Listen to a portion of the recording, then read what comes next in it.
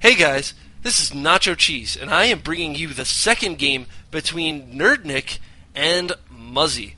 Now, before I go any further, this is game 2, so if you haven't seen game 1, go back and watch it. Go back and watch it right now. It was epic.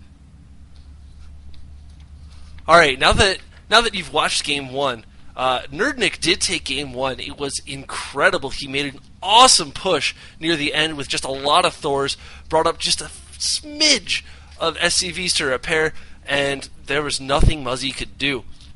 However, Muzzy was the highest ranked player in this tournament, so I expect a great play from him in Game 2. Now, this is going to be on Xel'Naga Cavern, so let's jump right into that game, and without any further ado, let's hit play and let's watch some epic StarCraft.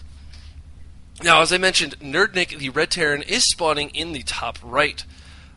He had a really solid build in Game 1 where he switched out his factory with his barracks that had built a reactor, and he got 2 Hellions out real quick, and then he made a small push with 3 Marines and 2 Hellions, able to clear up a lot of scouts and do some good scouting on his own. And that was very, very well practiced and executed very well. So we'll have to see what exactly he does in this game. And Muzzy is the blue Zerg. Now, Muzzy last game went for Ling Mutalisk harassment, and unfortunately was never able to get the sheer number of Mutalisks that you really need to do a whole lot of damage. And, of course, his opponent was able to get out a good number of Thors and shut down those Mutalisks when it came time to an actual battle.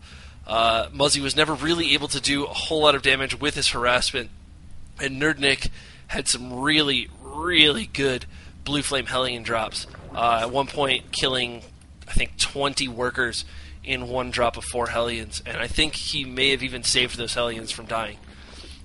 However, that's all Game 1, and you know what I like to do? I like to put the past behind me, just move on. This is Game 2. Both players are starting fresh, and we're going to have to see what builds they do. Now, Muzzy did get his gas first before his spawning pool, so not entirely sure what he wants to spend that first 100 gas on, as that is always a very, very good indicator of exactly what the Zerg player is going to do. He can spend it on his Zergling speed, he can spend it on his lair, or yeah, that's pretty much it.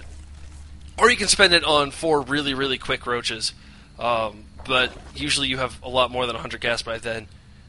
And here it is. He has a lot of gas. What's he using it on? Looks like he's not going to be using it on speed. Very, very interested in seeing what that is. He has taken 2 of his drones off of gas, so clearly 100 is about all he needs. Let's go back up to the Terran player. nerdnic is getting a good amount of Marines, pumping them out of that barracks very quickly and getting a factory down.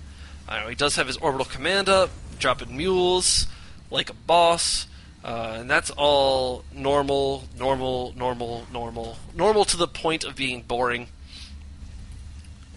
And here goes the reactor on the barracks. So it looks like he's going to be executing the same kind of build where he does the old switcheroo with this factory and with this barracks, gets out a couple early Hellions, and pushes out to do some scouting.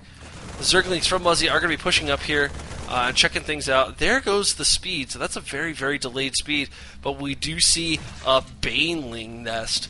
Now, if you have watched some of my games that I've casted apart from this tournament, things like from the small-time tournament or from Hasu tournaments, you would know that I am a pretty normal caster. I'll give normal on-the-level commentary. I get a little excited when I see a battle because I want you guys to get excited with me, you my viewers. But that all changes when there are Banelings on the field, because Banelings are insane, and so I really hope to see some Baneling play in this game, which of course seems very obvious now that there's a Baneling nest out on the field. but I'll save that for when the Banelings are actually out on the field. And for now, just talk about what's actually happening. And what's actually happening is nerdnic is going to be pushing out with his 2 Hellions and 3 Marines. However, there's a lot of Zerglings here to catch this, and Speed is about to finish in just 5 seconds. He will have Speed.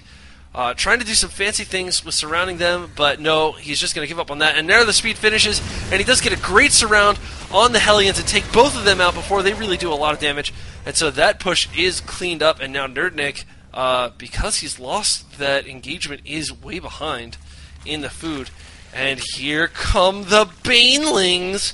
6 Banelings being morphed in. Gonna be a Baneling bust on this supply depot wall.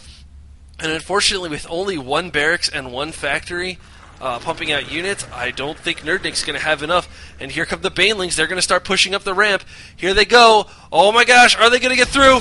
That supply depot goes down so quick, and 1 Baneling is left, and they're going to be moving up.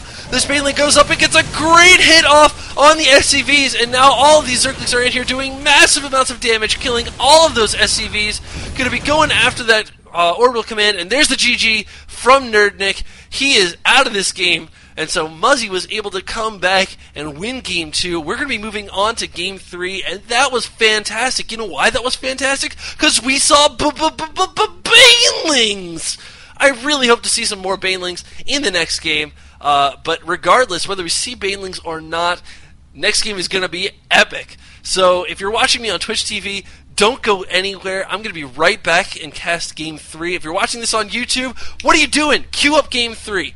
I am Nacho Cheese, and I will see you guys for the next game after I look at these results. Just look at that. Great APM from nerdnic. However, a lot of that was because he was doing that APM spam at the beginning of the game. And with a very short game like this, I think it was about 7 minutes long, there was not a whole lot of time for that average to drop down. However, both players played a really good game. It is tied up in this series of 3. So, Game 3, I already said all about it. See you guys there.